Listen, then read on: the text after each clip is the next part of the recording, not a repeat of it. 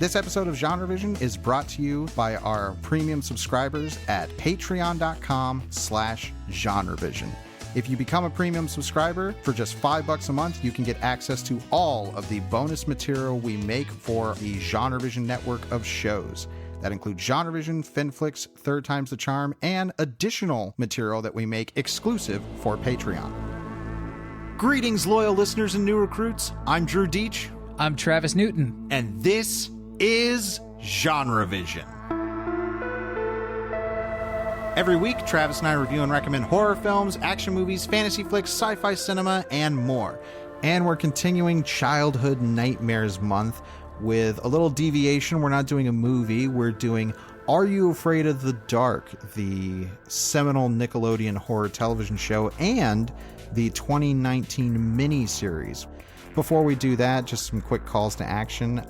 If you really dig what we're doing here on Genre Vision, go to the Apple Podcast Store and drop us a rating and a review, because those reviews help out a lot. We got a nice little batch recently, and we want to thank, again, the loyal listeners who went ahead and did that for us, because these reviews help out the show more than you guys can possibly know. Yes, every single rating has the opportunity to push us higher in the chart rankings at the Apple Podcast Store, and that's incredibly important for visibility of the podcast, and it helps more people discover the show. So please head to the Apple Podcast Store on your Mac, your PC, or your iOS device like your iPad or iPhone, and give us a brief rating and a review. We promise we will feature it here on the show. So, Are You Afraid of the Dark? This is, I almost feel like it's doing a disservice to try and boil so much of this down to one episode. And who knows, maybe I will personally revisit this in some other form, because when we came up with Childhood Nightmares Month, we were talking about movies that we remembered being really freaked out by as kids, and other things that had invaded the pop culture discussion about being freaky kids movies, like The Peanut Butter Solution. And then Are You Afraid of the Dark came up, and Are You Afraid of the Dark, I think I have come to realize, is probably the most important piece of horror media that I interacted with as a very young child, in terms of making me fall in love with horror as a genre, because I was a super scaredy cat kid. I did not like horror movies, but like I think anybody, there is an attraction to horror when you're a kid. Like it feels taboo. It feels like something you're not supposed to be seeing, because it's, they're afraid it's going to traumatize you. And Are You Afraid of the Dark was this, for anybody who doesn't know, it was a show that ran on Nickelodeon for 5 seasons, then was canceled and came back, and they did 2 more seasons. And it was an anthology show, the wraparound being a group of kids calling themselves the Midnight Society would meet in the forest around a campfire, and someone would tell a scary story that night. Upon revisiting the episodes that we decided to revisit for this episode, I realize how formative of a show this was for me, and how it's something that I think, and we'll talk about this when we get to the 2019 miniseries, but I really feel like Are You Afraid of the Dark is a show that kind of stands on its own, because it had a mission statement to scare kids. Absolutely. It wasn't fucking around. And even when it was having a little bit more fun, it had a constant sort of mastery of tone, where there were certain episodes that were more horror comedy and were a lot more fun just overall, or a lot more sort of gag focused. And then there were episodes that were like legitimately kind of mean spirited. Somehow it was almost always able to just pull it off with, minimal effort. Now, disclaimer here, and I feel like maybe we should have led with this. We have huge nostalgia goggles on for this show. I was born in 87. I think you're 88. Mm-hmm. Are You Afraid of the Dark started in 90. This was a childhood mainstay for us. This is a Canadian TV show. It was born as Canadian television on YTV in Canada. And after a year or so of airing on Canadian television exclusively, it was picked up by Nickelodeon for airing in the States. And over time, it slowly became more of a Nickelodeon show, because I think the US viewership eventually exceeded Canadian viewership. And so they started to cast more people that, kids who watch Nickelodeon would recognize. over the course of the show, it just became a little bit more glossy, a little, they added a little bit more money in it. But overall, like, it was a very inventive, low budget anthology horror show that had a strong through line of, how to operate philosophically. Like, it definitely had a goal of like, okay, this is how the show is going to go, and certain things it would do, certain things it wouldn't do. Like, and those first few episodes in season 1 act as a really strong mission statement. It never really drifted all that far from there. I think what's integral, and I know the series creator and kind of head honcho, DJ McHale, has talked about that when when they were making episodes, Nickelodeon would ask them to try and find a literary equivalent of the story, so that if you ever got complaints, they could go, well, no, look, it was based off of this piece of classic literature, some classic short story. So, we won't get any complaints. Now, Mikhail Muppet said, Christmas Carol used the same defense. Exactly. Yeah, that's culture. Yep. And what's interesting is that, according to Mikhail, they never got those kind of complaints en masse about it, being too scary. And what I find fascinating is I think the show gets scarier as it progressed. Generally, yeah. I mean, but I think the show is kind of fortunate, or maybe just really smartly put together, that it never really incited a moral panic. Ren and Stimpy was the bigger moral panic on Nickelodeon. Oh, of course. And I think it's very obvious to see why in that regard, in that comparison.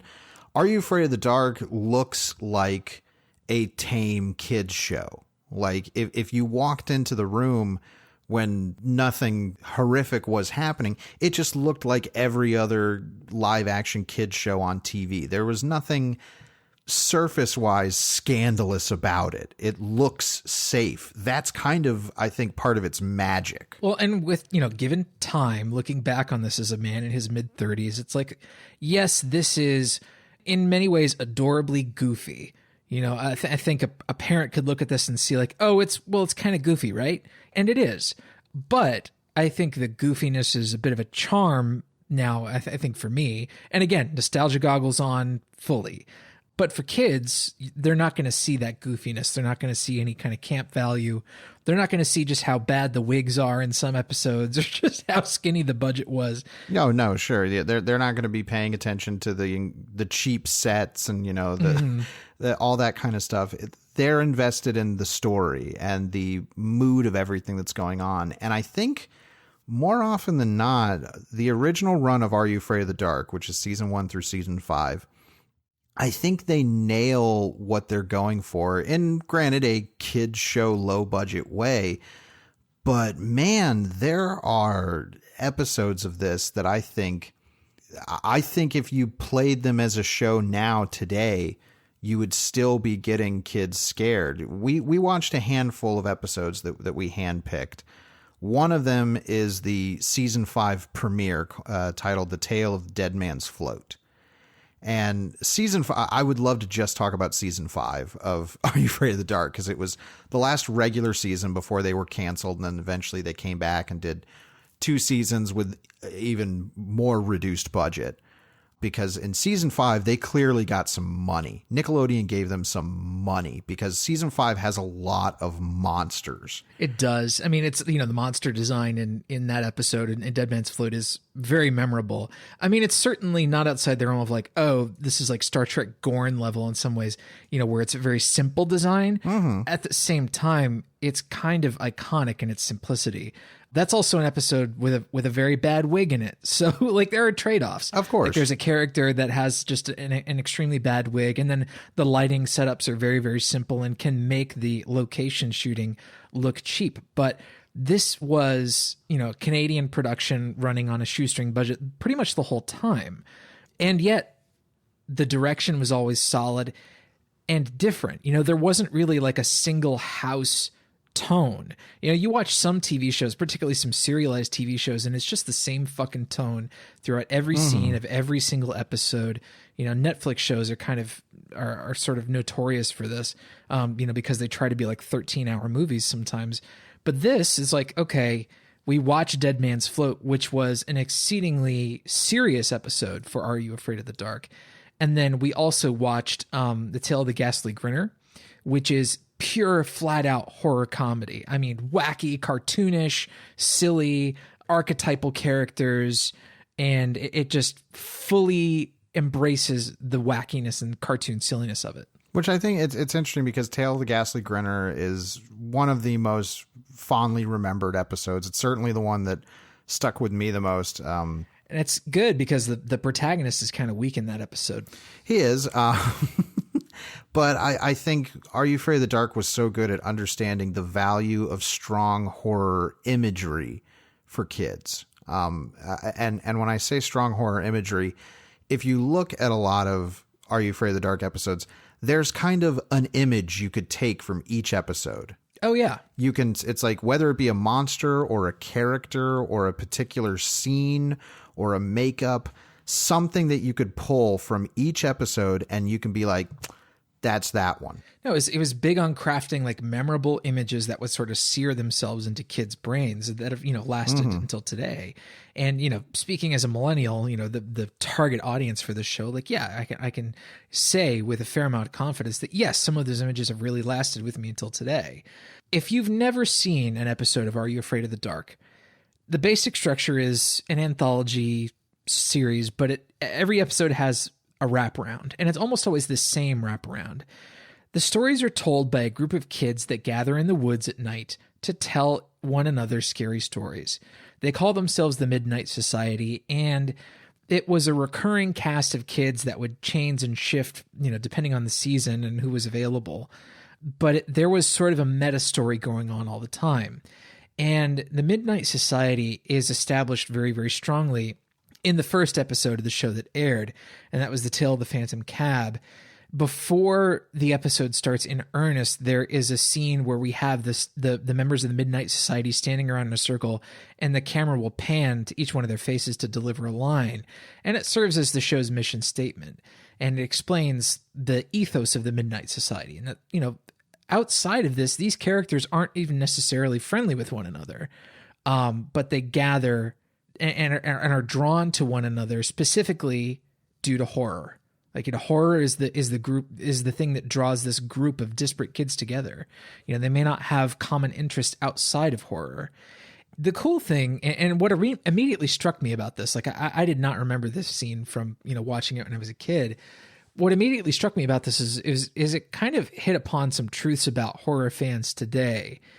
On Twitter, and I realize that this is kind of a microcosm, but on Twitter, there's a lot of talk about this thing called the horror community.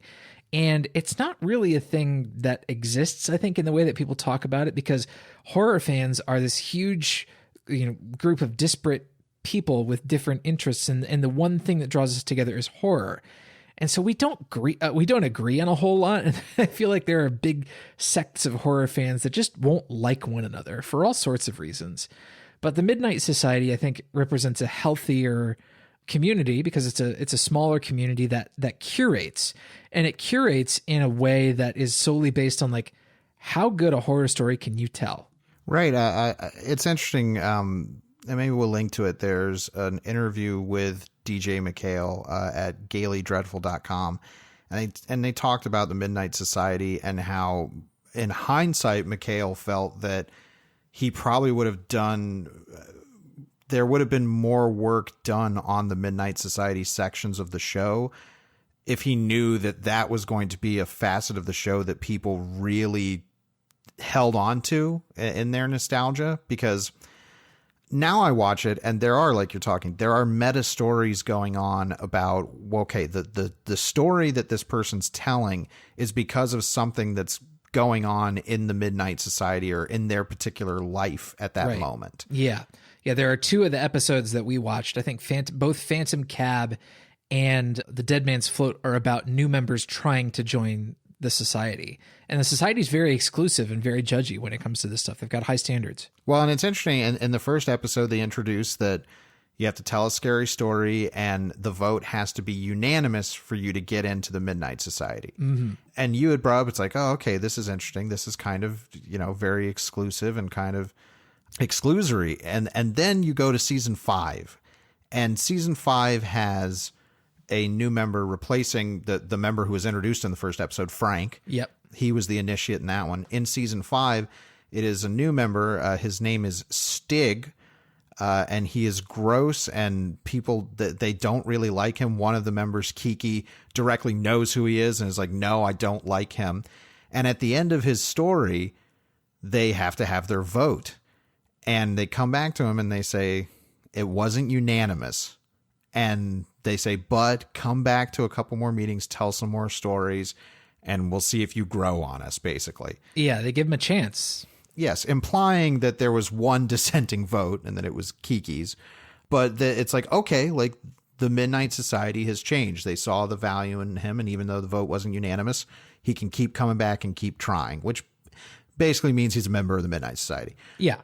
The Midnight Society, I think, represents a version of a horror community that maybe is something to strive for, and that it's not trying to be, the big table where everybody is there and we accept everybody like that. I think that model is maybe something we should strive for, but it's simply not realistic, because the horror community is diverse enough that, again, if the horror community exists at all, it's diverse enough that there's just plenty of people here that you're not going to get along with and that you're not going to like, period. End of story. Mm-hmm. Well, and that's why they make a big point in the Midnight Society saying it's like, we go to different schools. Mm-hmm. Like we don't know. We're all disparate. And like you say, they say things like we have different interests outside of the Midnight Society that we don't all necessarily jive with. But the one thing that brings us together is we love scary stories and we love the power that they have. Yeah. And what I really like about the Midnight Society that I think is maybe the healthiest aspect of it is that they're all expected to contribute. And again, their contribution is a performance, but they're all expected to contribute some way. Like their participation has to be active. Mm-hmm. And they're using this as a way to resolve conflicts also. It's like, okay, well, we're not going to have a fight, but can you tell a good horror story? And so the community, while it does remain sort of a country club exclusivity sort of thing, I think that method of resolving conflict is maybe a healthier approach to this. And then, once we're getting through all of this stuff about the Midnight Society and the show, there is an updated version of it that was engineered to appeal to teens in 2019. And this is where we get the miniseries. Yeah, the miniseries was, I remember seeing it because there had been rumblings for the longest time that they were going to make an Are You Afraid of the Dark movie. And the thing is that, and this is something very specific before we switch gears to the 2019 film, is that millennials, I think, millennial horror fans, I should say, I think have a stronger predisposition towards anthology horror than a lot of other later generations, because anthology horror really took off in the late 80s and in the early 90s. Tales from the Crypt was an enormous hit, and everybody kind of wanted their own Tales from the Crypt. And that's how Are You Afraid of the Dark came to be, was that it's like, hey, this can be the kids' version of Tales from the Crypt, a weekly horror show where we just tell different tales and have fun with it.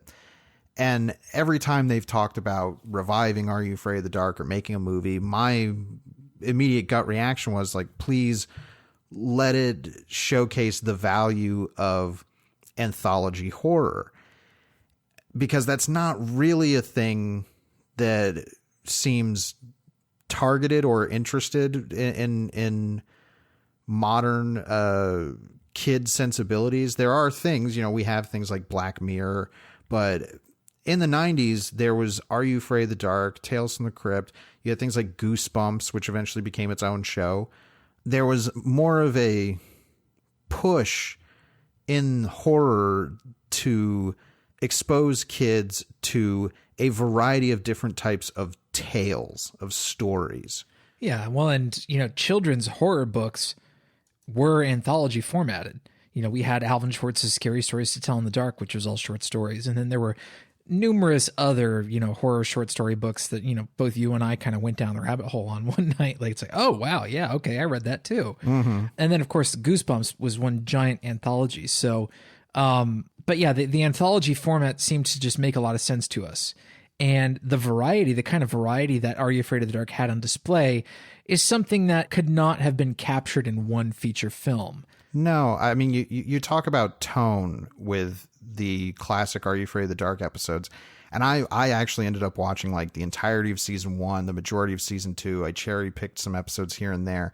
And one of the reasons I love the anthology format is that you can switch up your tone, like you're saying. And as long as you have a good balance on that tone, you're good to go. Like one week it can be kind of a wackier horror comedy. The next week, maybe it can be one of the more sentimental, sad episodes. There's a couple of those that I can think of off the top of my head, like Frozen Ghost, and I can't remember the name of the one in the first one, but there's like a ghost that's trapped in a mirror. And I think that tonal variance was very, very important for our generation, because now I look at horror for kids and there has to be a tonal verisimilitude through stuff. And I think that's just taste in general, not just kids. Like, people like to know that what they're going to experience is going to stay the same all the way throughout, as far as in regards to tone. Mm-hmm. Whereas I think the anthology format is so great that because you can switch, like, you know, one week you can have a really wacky episode, and the next week it could be a straight up dark, scary monster episode. Sure. And Are You Afraid of the Dark did that really, really well. It does it, I think, even better maybe than Jordan Peele's Twilight Zone. I would have to agree. I do think that tastes have changed, and obviously people don't care about the anthology format as much as, you know, it's not as popular as it once was. But at the same time, I think that's more so about the type of stories that you want to tell week to week. And clearly it does work. You know, Shudder has gotten good success with their Creep Show series. Sure. I think horror fans like that variety from week to week.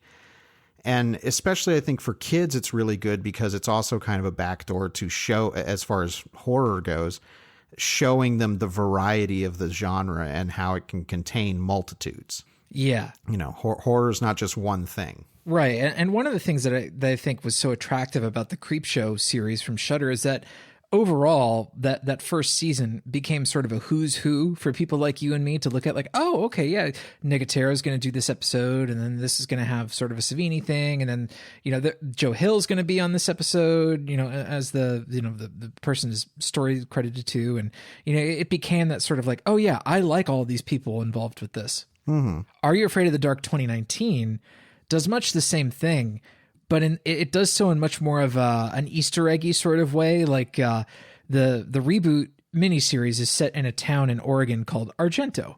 And there are lots of different little Easter eggs and stuff like that maybe will make you roll your eyes as an adult. But for a kid, like, this actually acts as a really great sort of horror 101 for, I don't know, kids that are maybe 8 to 14. Yeah, I mean, I think even maybe a little younger. I think this really works. The 2019 version did an interesting thing in that it decided to make the story about the Midnight Society themselves. Like, that is the crux of the drama of at least the first episode. And this had been done before. In the 7th season of Are You Afraid of the Dark, they did a 3-part episode, The Tale of the Silver Sight, which was about the current Midnight Society having to get embroiled in their own adventure, and then they went, you know, got whatever actors from the original Midnight Society that they got to come back. And so this idea of making a story where the Midnight Society are the ones who are in the middle of their own scary story isn't, you know, there's precedent for it in the franchise. But what I liked about the 2019 miniseries, especially the first episode, is that it kind of shifted my view of what's important about the original show. What I thought was important about the original show was the variety and of the anthology horror, and that it was trying to scare kids and succeeding, I think, a lot. And it turned into, oh no, this is a story about, and this franchise, in my opinion, is about the power of telling scary stories, and how horror is one of the, if not the best channel for certain emotions or traumas or fears that we're feeling, especially when we're young. Mm. I think that's one of the reasons why Are You Afraid of the Dark as a show resonated with me so much now. Is like, oh yeah, you have all of these unexplainable fears and anxieties about the world when you're young. And for someone like me, the easiest way to channel those or to figure those out was through fiction.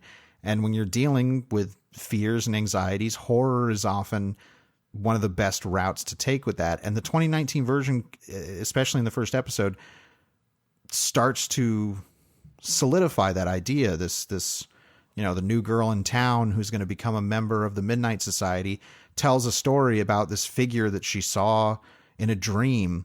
And this is about legitimizing her fears and her, as we come to find out, even her trauma. Yeah, it's her working through something that happened to her. And one of the things that becomes immediately apparent is like, okay, this is not only a sort of glossier update of the series in a lot of ways, but like it has to sort of reorganize its priorities to be a little bit more appealing to what teens might expect from horror. Like, you know, the huge Warner Brothers renaissance in really, you know, sort of big budget or blockbuster horror is driven by the tastes of teens. That's why we have so many Conjuring movies. That's why the It movies ended up the way that they ended up. And that's, you know, not necessarily a negative criticism. You know, there's certainly some negative criticisms associated with that. But overall, it has provided a sort of consistent stream of mid-budget to, you know, large budget horror films that provide consistently what teenage audiences want from horror. And this is not abnormal. You know, horror movies are for kids to go on dates. You know, it's really not anything, you know, revolutionary to say that. Obviously there's like a whole sect of like art house horror movies that are rising. Like nobody's going on dates to the Lighthouse. And if they are, it's a weird date. But this is the sort of gloss of that sort of new Warner Brothers horror style packaged in a really approachable way where it's not terribly violent. It's not pushing a lot of boundaries, but yet it somehow solidly ends up as being a really, you know, easily digestible, but solid piece of children's horror. You know, writing and development on this series is attributed to Ben David Grabinski. And I can't help but feel like this started as a feature script. It really does still feel like a feature. Yeah, I mean, this is a 3-episode miniseries. Each episode, you know, without commercial interruption, runs about 44 minutes. So you get basically, you know, close to a 2-hour movie if you watch all 3 episodes. I would almost love to see a version of this that was cut together as a movie. Sure. It was like a 100-minute movie. Yeah. Yeah. Cause it's certainly got that flow. And I would not be surprised if this started out as the intended for theaters version of an Are You Afraid of the Dark movie, because it does a lot of smart things in that regard. It reintroduces the idea of the Midnight Society. It has this wonderful kind of initiation of sorts where they're leaving messages and the main character, her name is Rachel. They're leaving messages in her locker and asking her stuff like, what's scarier, a vampire or a werewolf? And like all these, you know, kind of horror gatekeeping questions. Yeah. This is the one thing that I found kind of disappointing about this. And this is just me with my nostalgia goggles on, I think. But the Midnight Society in this one is a little bit more interested in gatekeeping on like nerdery and like horror pop culture knowledge, and then ultimately feels a little bit more country clubby and exclusive because they're a little bit snobby, and there's more infighting and more internal conflict. And I understand, like in the feature format, which this hews very, very close to, like there would need to be that sort of thing. Because this is like a meta story about the Midnight Society itself. Like, yeah, there would have to be more internal conflict in the Midnight Society. That's part of cinematic storytelling. Well, and those elements are present in the original show. There are a lot of characters that aren't really, you know, friendly with each other. They always start an episode on, you know, some kind of conflict, and then, you know, by the end, after the scary story's been told, the conflict doesn't seem so important anymore. Right. But they're not still the focus of the show, and the goal of the show was the actual story and not the wraparound. This time, yes, it's really more about the wraparound. Yes, it is about the Midnight Society, is about them as characters. And, you know, that there's there's things I like and I dislike about it. I think going so hard with all of the, you know, these whatever 13-year-olds are like super horror movie nerds, and of course, you know, all of the characters are named, you know, like you said, the town's called Argento. All the characters are named after horror luminaries like Rachel Carpenter and Graham Raimi. Yeah, Fulci, Coscarelli, all that kind of stuff. And what I think makes that more acceptable, though, is that this is, strangely enough, really inspired by the tone of Scott Pilgrim, where characters are sort of preternaturally cool, and they have this sort of level of attitude and knowledge that wouldn't be realistic. But because that Scott Pilgrim-y tone sort of distances it from real teens enough, it's like, okay, I can invest in this little, you know, microcosm where these teens are like unnaturally knowledgeable about horror films. Like one of the uber cool characters, like probably like the super coolest and snobbiest character is Akiko, who is like the horror film director at 13. Right. And, you know, it's not without its fun. I will say that, but I think this group of characters are fine. What really matters, though, and the thing that makes this a good Are You Afraid of the Dark movie is the horror element. And the horror element is this spectral carnival called the Carnival of Doom that comes into town, and you go through it, and then nobody remembers that it was ever there except this one girl.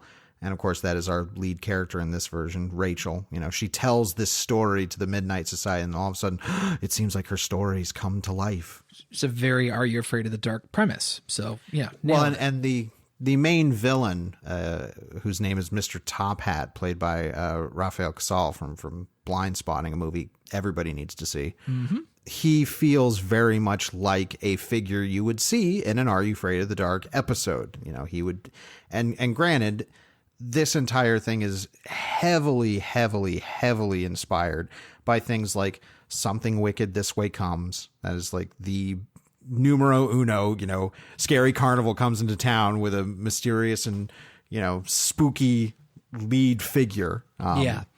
There is a stronger moral message in this, though, than there is in like the Bradbury type story, where it's like this character actually gets a backstory. It's like, oh no, he was a shitty capitalist who decided not to test everything. He was basically John Hammond. Right. No. I think that's interesting. Casal plays him very Willy Wonka, and I mean Gene Wilder Willy Wonka. Yeah. I mean, he's not extreme. I feel like there could have been a version of this character that was like really screaming at the rafters the whole time. Sure. And Casal doesn't do that. Instead, it's a little bit more of a believable performance, but well within the wheelhouse of like the kinds of villain performances we saw on the original show. So it felt it was tonally appropriate. Agreed. I mean, this is obviously like, this movie doesn't happen if, like you're saying, it and Stranger Things don't take off, and Mr. Top Hat as a character has more than a little bit of Pennywise the Dancing Clown in him. But like you're saying, I think it all comes down to Casal's performance. He doesn't Bill Skarsgård it. Like, and that's not a dig against Bill Skarsgård. You know, he's being asked to do a very specific thing for the specific role he was playing in those It movies.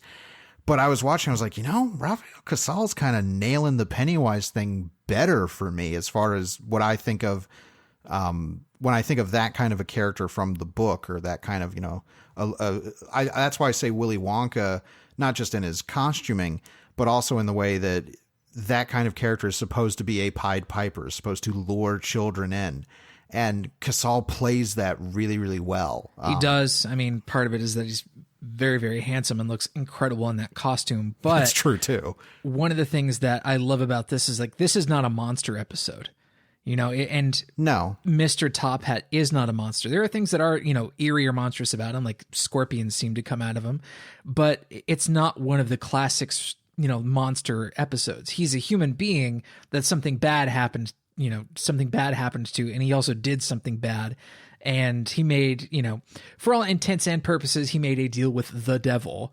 They don't get a whole lot into exactly how that works. It was just, you know, some evil, you know, supernatural thing offered him a deal to become a villain. And so he took it because he's an evil capitalist. Yep. And I think this is a really polished looking film, especially for something that was going to, air for 3 episodes on TV. This is directed by Dean Israelite, who also directed the most recent Power Rangers movie. Yeah, he did that Project Almanac movie as well. And the movie looks damn good. I think this is probably the best looking thing he's made.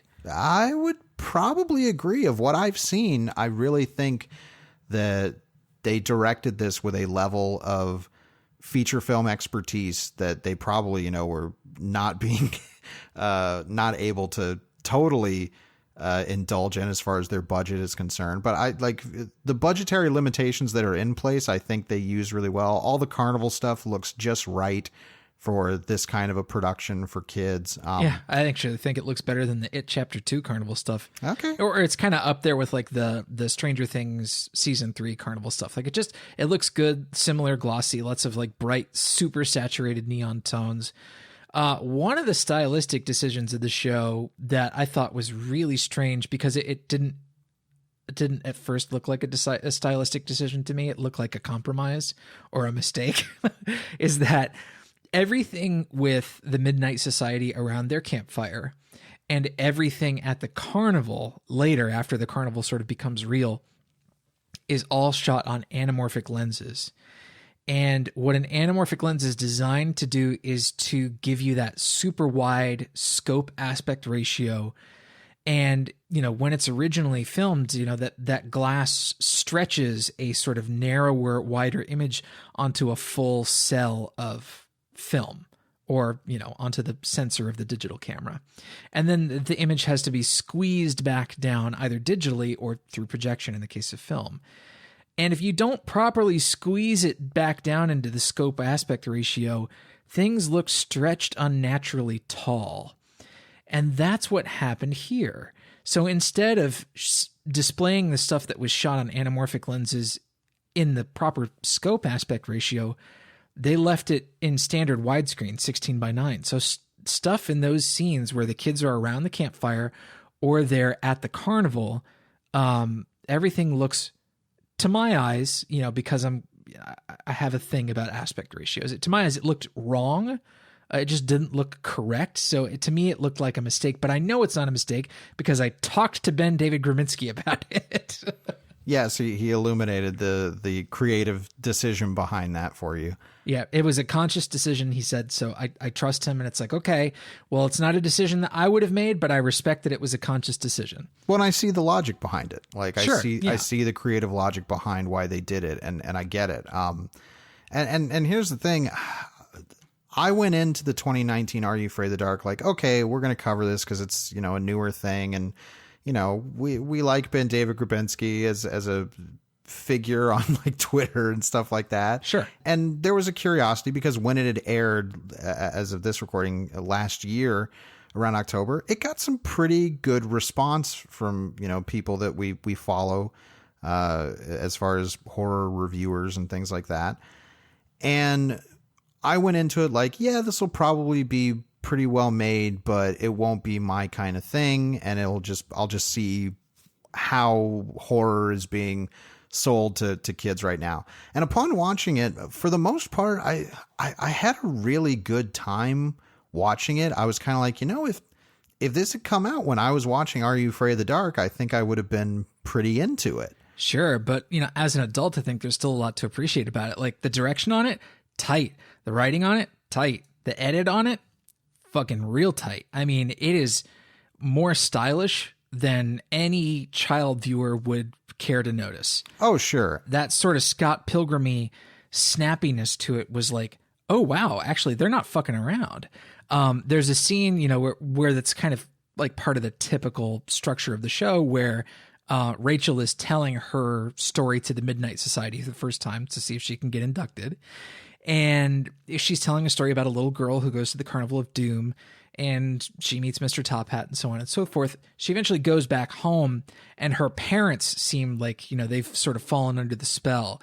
And there's this gag where the girl runs out the door, but the way that they do it is that she runs out of frame while the camera pans right very quickly.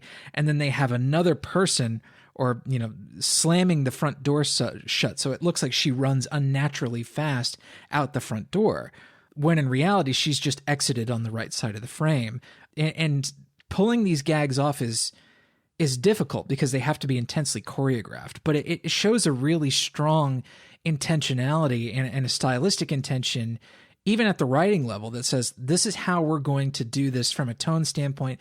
This is also how we're going to have scene transitions feel really propulsive and snappy. Like, this is not something that can be just, invented in the edit. This is something that has to be planned for from the beginning. So I love that about this. I think this is really strong stylistically. I agree. I think that's one of the things that, just looking at it, as soon as I queued it up, I was like, wow, this looks good. Like, I mean, this is definitely, I think if anything, peak TV happening has put a lot of projects on notice, as far as like, you need to look a certain way in terms of the quality of your product. Like, looking back at, the early 90s and kid shows and stuff, it's like, yeah, that stuff wouldn't cut it today in terms of what I think kids are used to subconsciously from, the production quality of what they're seeing. And the 2019 Are You Afraid of the Dark?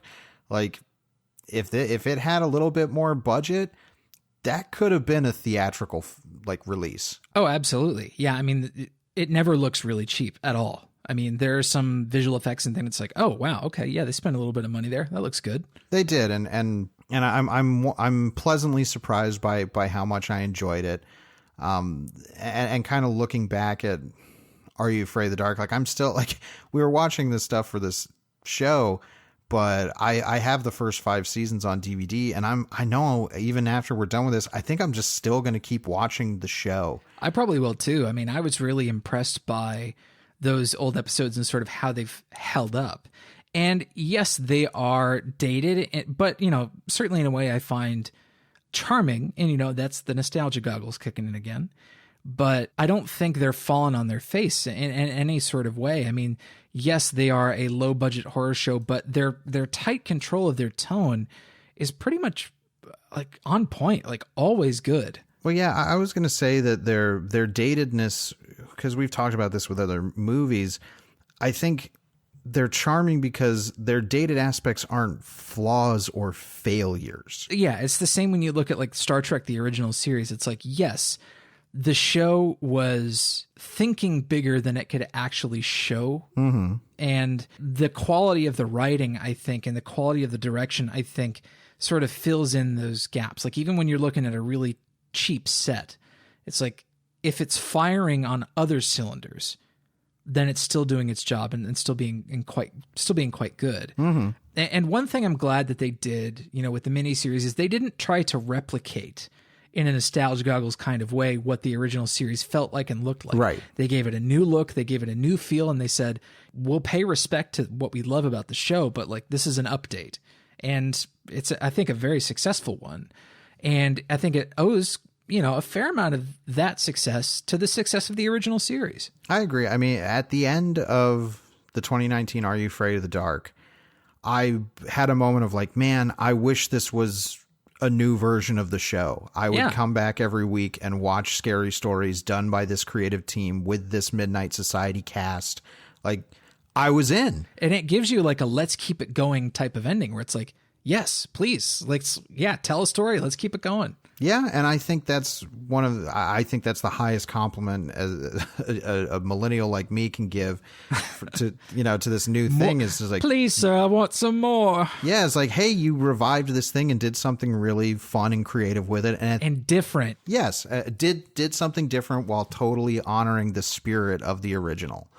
I'm so pleased that. And again, I will admit my nostalgia goggles with the original show, but I really think that it stands as an important piece of children's programming. Agreed. Yeah. And hopefully our Canadian listeners will agree. Yeah. I mean, I would love to hear if anybody has any particular nostalgia about the original show, your favorite episodes. I've written a list of favorite episodes in the past, and even now I would add like 10 more episodes. I'm like, oh no, this one's really good too. Yeah. That's the thing. I think there's more quality in the show than it might seem from either your memory or from surface value. Like, this is just some, little dinky kid show. It's like, one of the things I love about horror, and I think this is a good note to talk about in regards to childhood nightmares. One of the things that I love about horror is, like you're saying, people will forgive certain limitations, like budget, like sets, like costumes, if the ideas and the emotion and the characters that you're working with are strong. Yeah, if it's sort of thinking beyond its limitations and, you know, showing off that's like, okay, look, we're working within certain limitations in these arenas, but like if we can think past that, you know, and if we can inspire the imagination of the viewer, then it'll work. And Star Trek, the original series, did that. Pretty much, you know, any Star Trek that had sort of like, you know, not like contemporary CGI effects had to sort of rely on that, had to rely on inspiring the imagination of the audience in order for that to work. And so it requires, I think, a stronger investment from the audience to be able to invest and say, okay, I can forgive certain things that in other arenas would, you know, I wouldn't be able to overlook so easily. And I think Are You Afraid of the Dark kind of demands that same thing, where it's like, if you invest this little bit into it, you can really enjoy it. As a kid, that investment is almost non-existent, because as a kid, you can just sort of forget about it, that kind of shit. You're not going to care about the quality of the sets as a kid. No, the buy-in for kids is so low that you'll take everything kind of at face value. And I think that's what impresses me about the original show, is that at face value, the majority of it still works. I argue that it really works as the simple, scary kids show that it wants to be. And then upon some deeper evaluation, I think it even works more. And I think it's one of the reasons why, as a property, it's continued to linger on. I mean, it's probably eventually going to fade out from relevance if a new version doesn't come out and really capture a new generation. But even so, I look at Are You Afraid of the Dark? I'm like, is this being offered to kids now, like in some forum? And obviously it came to the realization, it's like, well, what kids are getting from horror has changed, because as always, the landscape of it will change depending on whatever's popular at the time. Right. But I think Are You Afraid of the Dark is such, I wish it was easily available streaming in its entirety somewhere. On one of the more popular streaming services, because I think that would cause people to kind of go back and reevaluate it and maybe show it to their kids and see if it's still working. Like, are kids still scared of Are You Afraid of the Dark? And, you know, I don't think that, you know, the 2019 version was a success commercially. I mean, they put it out on home video, but they only put it out on DVD. And in 2020, like, if you're putting something out on just DVD, something happened. You know, like, I bought it off iTunes for $6.99, and proudly, you know, I was proud to spend that $6.99 on it, especially in high def, because it looks fucking good.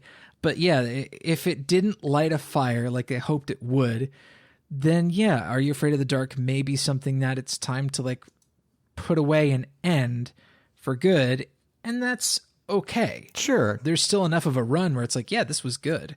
Hopefully we can learn some lessons from it. I hope so. I hope, if nothing else, this episode helps to some people to discover or rediscover it or reevaluate it. And at the very least, I hope whoever's got the Viacom, you know, library, I don't know how all the streaming rights works, but put this whole show out there. Like, I really want this show not to, you know, fall by the wayside of, you know, the streaming curators, because I really think this show has a lot to still offer modern audiences in regards to introducing kids to horror. Like, I think it's a great kind of gateway into the genre, as it was for me. And I think because it's an anthology show, if you do even a modicum of research, you can kind of cherry pick episodes and kind of gauge your kid on, like, how intense, like, can they deal with a dead man's float, or do you need to start them off with something a little easier? That variety, I think, is really great. And I hope it's something that will continue to live on, even if the property itself remains dormant or dies. As long as there are millennials who love horror, I think Are You Afraid of the Dark will have some sort of web presence. Sure. But if you wanted to find out some more stuff that was similar to Are You Afraid of the Dark, or that you would like to pair with Are You Afraid of the Dark, you'd go to The Shelf. Folks, we would appreciate it if you would pick things off of your shelves to pair with Are You Afraid of the Dark, or anything we talk about here on Genre Vision. Do that by going to genrevision.com and visiting the comments section of our episode posts and leaving a comment there with your shelf pick. Drew, what are you pulling off the shelf to pair with Are You Afraid of the Dark? Well, I am going to stick with the evil carnival idea, because that is much like aquatic research laboratories or undersea laboratories for you and I, Travis. Evil carnivals are a very particular setting that I love. And there are many great examples. Like I said, Something Wicked This Way Comes. But I'm actually going to recommend a comic. This is called The Last Temptation, written by Neil Gaiman and illustrated by Michael Zulli. This is a black and white. I think it's just a graphic novel. It may have been released in like 3 issues or something, which I think it was 3 issues, which is appropriate because Are You Afraid of the Dark was the 2019 version was 3 episodes. And this is about a showman who is modeled after Alice Cooper, because I think this was done as a tie-in to whatever his most recent album that he was doing. Oh, yeah. And this comic is about this showman that comes to town, and a kid sees the performance there, and then when he leaves, this showman character keeps kind of showing up every. It's pretty ding dang close to what was going on in the 2019 Are You Afraid of the Dark? But again, this is also all owes a ton of itself to Ray Bradbury's Something Wicked This Way Comes. And I love the art style. Michael Zulli's art style is really, really cool. It's a super short read. It's a great little tiny horror story that I think would pair perfectly for anybody who liked the 2019 miniseries. But what about you, Travis? What are you going to pull off the shelf for Are You Afraid of the Dark? It's rare that we do these. You did one last week, and that's an anti-shelf pick. This was a movie that is definitely pairing with Are You Afraid of the Dark, particularly the 2019 miniseries. But I would actually recommend that you watch the Are You Afraid of the Dark miniseries instead of It, Chapter 2. Wow. We reviewed this movie on the show, and you were kinder to it then than you certainly feel about it now. Oh, yeah. And oh boy, does this movie not work at all. I think almost everything that It Chapter 2 does and like fails at pretty catastrophically is done so much better in the Ben David Gurminski written reboot of Are You Afraid of the Dark? I mean, wow. I'd agree. I mean, I think my feelings about It Chapter 2 have aged like milk. Hey, sometimes that can become a fine cheese. Come on. Well, I recently revisited it within the last year, and was flabbergasted by how much I disliked it. Yeesh. Like surprisingly so. I honestly can't find it within myself to revisit it. I don't recommend it. I feel like I remember it fairly well from the theater, but damn, I mean, what a tonal whiff. Like, we talk about what kind of control that Are You Afraid of the Dark throughout its original run and also throughout the miniseries, like that tonal control, it's so strong in that show. Whereas like It Chapter 2 feels like it's not quite confident on how to manage its tone because it's so zany and so wacky in unexpected ways, and then tries to kind of pull off the scares that it did in the first one and is kind of failing at it at every turn. Well, I think this is another important thing to talk about when we talk about childhood nightmares is some horror is better directed at kids. Yes. And I think that with It Chapter 2, trying to pull the same gags on adults, it doesn't fit right. That's why the book has it, continually jumping back and forth between the kid and adult periods. So I look at, the same gags being done in It Chapter 2, and it's like, there's moments where it's like, okay, I guess they're trying to make this funny, but this is trying to be more serious. This is trying to be more scary. The tonal whiplash of It Chapter 2 definitely seems even stronger when watching just a handful of episodes of the original Are You Afraid of the Dark, where it's like, wow, this show knew what it was doing with each episode. Like, what it's like, do we want this to be genuinely creepy? Okay. Do we want this episode to be kind of wacky and fun? Okay. Do we want this episode to be ridiculously scary? We're going to have a striking monster and we're going to build things around this very seriously. Yeah. And It Chapter 2, Morning Angel. What's the song? Angel in the Morning. Angel in the Morning. I mean, that moment is I think it's kind of infamous now.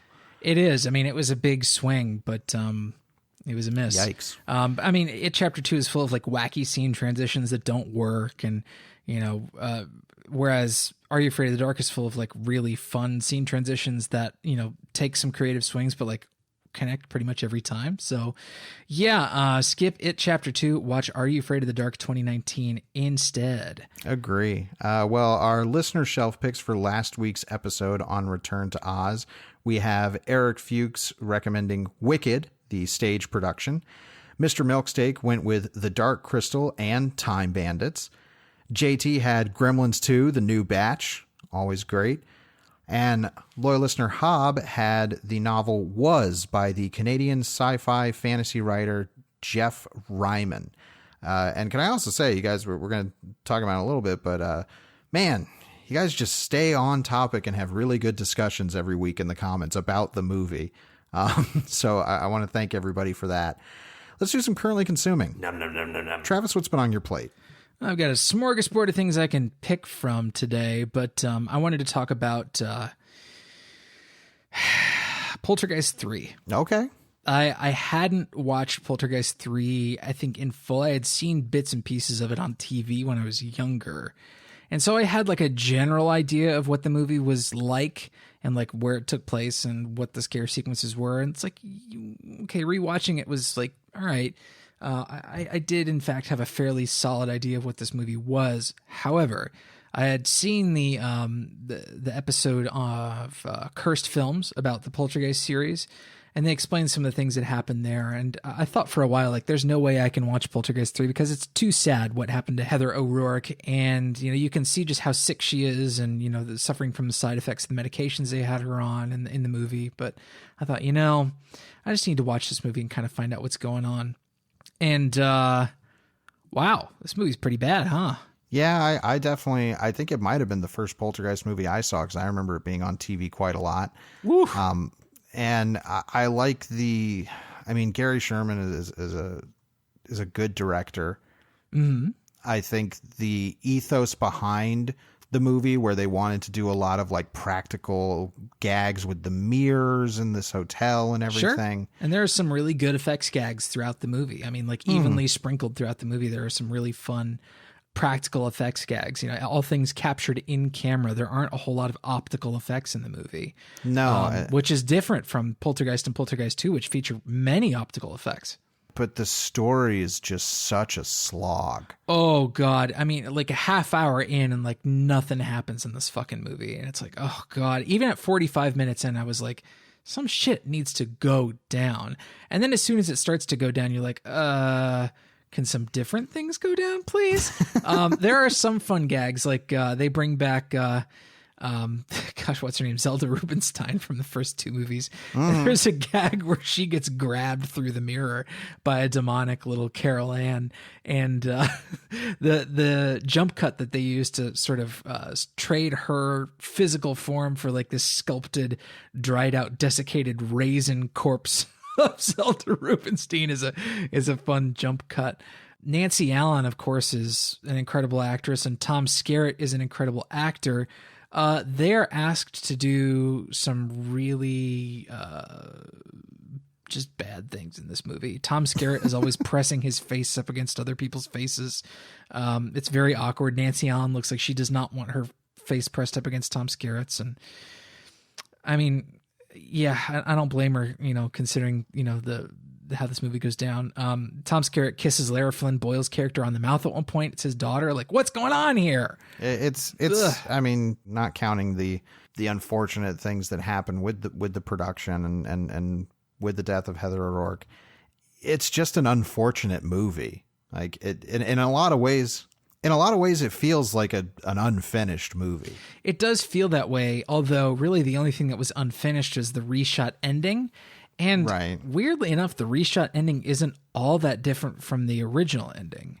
They had to alter a couple of beats, but otherwise it's like pretty stinking close. And you can watch what's left of the original ending on YouTube.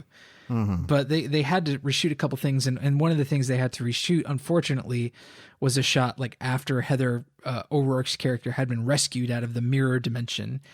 And so they had to just hire a double that would just bury her face in Nancy Allen's shoulder and not show her face for the end of the movie. So you don't even get a peek at Carol Ann's face at the end of the movie when, you know, she's back and everything is happy again. Like there's no ending smiling shot on Carol Ann. It's like, damn it, this is just sad. Yeah. Another one of the utterly bizarre things is like, I think the words Carol Ann are said some like measure of like hundreds of times in the film. Everybody is just walking around this movie going, Carol Ann, Carol Ann, Carol Ann, Carol Ann, Carol Ann, Carol Ann, Carol. It's like, it never stops. It's awful. It is just ear shredding. So don't watch Poltergeist 3. The Poltergeist 3 Carol Ann supercut. It'd be almost as long as the movie.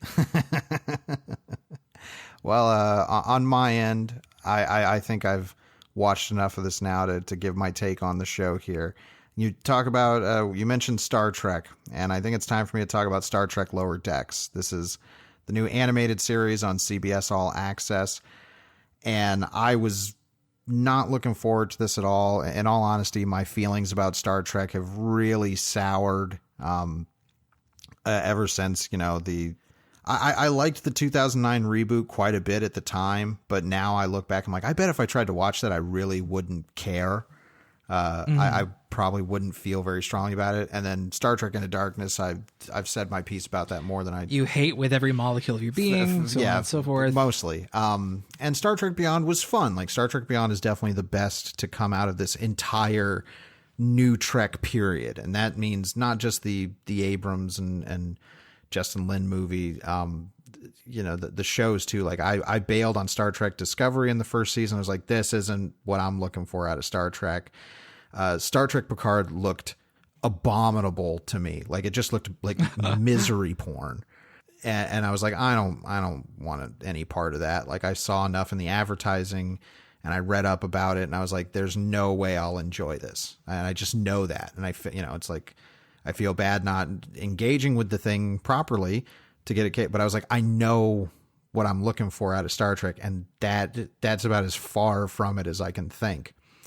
So Star Trek Lower Decks, you know, the advertising has been very much centered around like, look, it's the Star Trek universe, but it's wacky and we're poking fun and yada, yada, yada. And we're trying to be very kind of modern cartoon comedy sensibilities. And that kind of turned me off at first. I can say after 3 episodes, Star Trek Lower Decks is working on me so well that I can't believe it. I am surprised, beyond surprised, because I thought for sure you would hate this. Like when I watched the trailer, I was like, I am not going to talk to Drew about this because that's just going to end. That's going to send us down a wormhole of like, I hate this. Oh, well, that my son was just like, okay, we've gotten to the point where it is just, we're just doing that. We're doing Family Guy Star Trek or Rick and Morty Star Trek. Yes. Well, importantly, Mike McMahon, who worked, I believe, on the first 3 seasons of Rick and Morty. And then he also went and co-created Solar Opposites with Justin Roiland on Hulu. Mm-hmm. And I liked Solar Opposites and I like Rick and Morty. And I was like, well, okay, this guy's doing it. And he's got the, you know, created by credit. And for all intents and purposes, it was his house. The dreaded Alex Kurtzman did not have a ton to do with the show, thank God. But even regardless of Kurtzman or other influences, it is clear that Mike McMahon is a true dyed-in-the-wool Star Trek dork.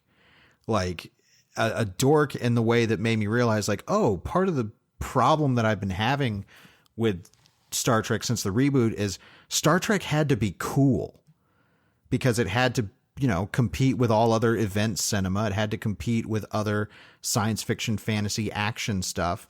Cool is pretty limiting, isn't it? Well, cool only can, like you're saying, it's limiting, but cool can only last for a very short amount of time. Mm-hmm. Because whatever you think is cool in 2009 is not going to be cool in 2011. Sure. I realize that it's like, oh yeah, you look back at the 2009 Star Trek, it's like, this is so indicative of what people thought was cool fantasy, action, sci-fi filmmaking. And Star Trek was never cool. Like Star Trek was always dorky, was always nerdy, was always way socially awkward as a franchise. Yeah, but it was still popular, though. I mean, I don't agree with this narrative that you're pitching in such a way that you're making it seem like Star Trek was a thing for nerdy, outcasty people. No. Well, I'm saying it was popular.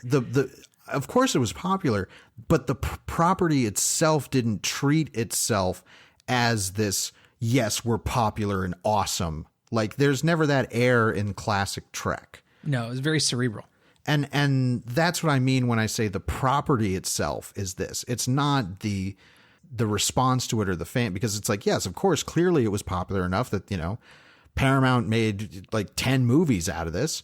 It was more so about the approach to the storytelling. And whenever Star Trek went to the movies, they kind of eventually had to be. It's like, well, we have to conform to whatever modern movie tastes are. It's why the next gen movies I don't think are very good, because they all had to turn into action movies, and like TNG is not an action show. And that is being reflected in Star Trek Lower Decks. Now, granted, the field of animation allows them to do a lot of stuff that they wouldn't be able to do on a regular, episode by episode basis if they were doing stuff live action. And this is clearly a show that has a deep, abiding love for Star Trek, and it shows that by poking fun at it. And I'm okay with that, because I'm like, yeah, Star Trek needs to be poked at, and the series has certainly done that in its past. One of the best episodes of any Star Trek is the Deep Space Nine episode Trials and Tribulations, in which the Deep Space, I think it was the 30th anniversary of Star Trek, and the Deep Space Nine crew have to time travel back into the episode from the original series, The Trouble with Tribbles. And they, so they're stuck in old timey Federation stuff, and they're, making comments about like, oh my gosh, why is this dress uniform, this skirt is so short? And like, why do Klingons look differently than they do now? And had real fun with it in such a clear, loving way. And that is what Lower Decks is doing. And in a way, it's telling stories that feel much more classic Trek. Like the second episode, Envoys, which is my favorite episode so far. One of the main stories is that two of the lead characters, Ensign Mariner and Ensign Boimler, have to escort a Klingon to some kind of peace talks. And of course, this is filled with detours to bars, and he gets away from them and is going out and carousing around some alien planet town, and they have to go back and wrangle him for this peace summit.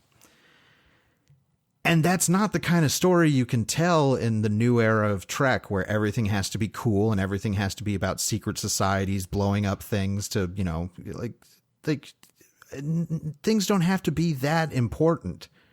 Like in these stories. And in fact, when they're smaller, I think they work a lot better. Like the third episode of Lower Decks, a big part of the story, the theme that it's talking about, is simply workplace stress and imposed stresses put upon you by bosses. Like, and it's like that. Yes, that's a perfect story to use the Star Trek frame to tell, to investigate and play off of. And I'm so energized by Lower Decks. There's things about it that I still think I'm hoping will improve as the series goes on. It's more to do with the lead character of Ensign Mariner and kind of seeing like, what's her real conflict going to be? Because she's the hyper capable, can kick ass out of any situation kind of character. Mm-hmm. And eventually I'm like, okay, well, after a certain point, she's got to come up against a problem she can't solve. And that hasn't happened quite yet. They're starting to plant a seed or two in that regard. But otherwise, I think the characters are great. The characters themselves are nerdy. Like, they are ridiculously in love with the idea that they get to be in Starfleet and out in space, even though they're on a shitty ship that nobody cares about. Like, I don't know how much you know of the premise of the show, but not much. But honestly, at this point, you've kind of hooked me in. At this point, it's like, okay, the less I know going in, the better. This sounds like a lot of fun. Yeah, I think obviously it is scratching a lot of itches for diehard old school Trekkies, And I like that as a mission statement because it's doing it in clever, not rubbing it in your face ways. But more so, it's like, yeah, this feels like it's taking place in the Star Trek that I'm familiar with, in that kind of world with those kind of characters. It's not worrying about being cool. It's worried with telling fun, provocative stories with the cast of characters that it's created. I really can't recommend it enough. If anybody else has been kind of like, Star Trek's not really Star Trek anymore, I implore you, get over the very purposely abrasive comedy at times of Lower Decks. It's doing that on purpose. If that's a hurdle you can't jump over, I implore you to, because once you finally look at what the show's doing, it's the most Star Trek thing we've gotten in over a decade. And so I hope it's doing well and is able to get another season made, because I really think it's doing the right stuff. So Star Trek Lower Decks, watch it, please. All right. And let's close things out with our Comment of the Week. And this one comes from loyal listener Hob, who I think might be the Oz expert as far as genre vision is concerned. That's what it looks like. He said he enjoyed the episode, but feels a little defensive about some of the criticisms on a dramatic level, even though he had to admit that he didn't exactly disagree. And he talks about, he thinks some of the story issues, like the vague use of Ozma and the way Jack Pumpkinhead and the Gump don't have much motivation, are due to them trying to cram together parts of the series that aren't a great fit. And I guess this wasn't something that we really focused on in our discussion of Return to Oz last week. But I know in the credits, they credit 2 separate books to L. Frank Baum as being the inspiration for the script. Mm-hmm. And I would be interested in... and Hob goes on to talk about some of the differences here. So I encourage everybody to read it, about like why it was they decided to blend and mesh things from different parts of the story, different books, instead of kind of picking one lane and sticking to it as far as an adaptation goes. But Hob here is clearly very well versed in these Oz books, which I am not. I know some of this information kind of from a cursory level, but this is part of the reason why I love Genre Vision Comments every week, is that you guys come with expertise that I'm not always expecting, and it just flavors our discussions more and more every week, and that's all y'all. So I want to thank you so much for that. It's always a joy getting to read our comments every week. Who can say that on the internet? Yeah, right? Certainly nobody on YouTube. For sure. But I think that's going to wrap up this episode, and we're going to close out Childhood Nightmares Month with a double feature next week of 2 movies that you may not think of for childhood nightmares, but don't you worry, we have our takes. This is going to be a double feature of, I can't even say what Travis called it, Trodden Upon Dog People. This is a Goofy movie and Rover Dangerfield. Mm-hmm. 2 dog men who can't get no respect in life. Exactly. So... My pitch to Drew was much more profane, but we're going to save that maybe for next week's episode. Yeah. So we'll talk about those next week. As always, we want to thank you all so much for listening. I'm Drew Deitch. My name's Travis Newton. And we'll see you next week. Right here on Genre Vision.